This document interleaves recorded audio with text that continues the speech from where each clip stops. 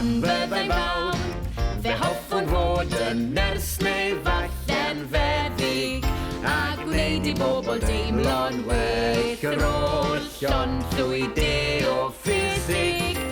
Fe allwn yr injan dan neu chwarae mewn cerddorfa, neu bod yn ganwr roc ar ôl, neu tenor mewn tu opera.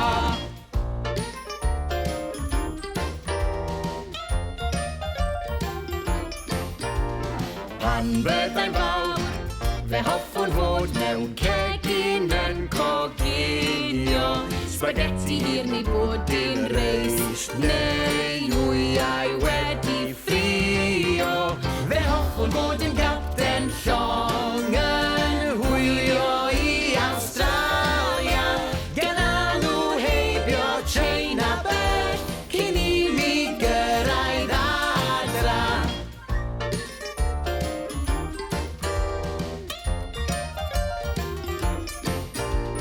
Pan byddai'n fawr, fe fydda i yn athro neu yn blismon, neu mynd ar fris o di yn cario bag y postmon.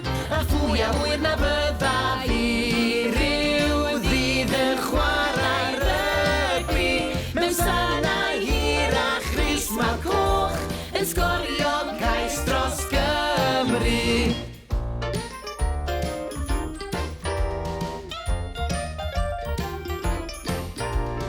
Pan byddai'n fawr, fe hoffwn fod yn glown mewn trowsus lliwgar, pêl-droediwr neu arlunydd gwych yn peintio llun o deigar.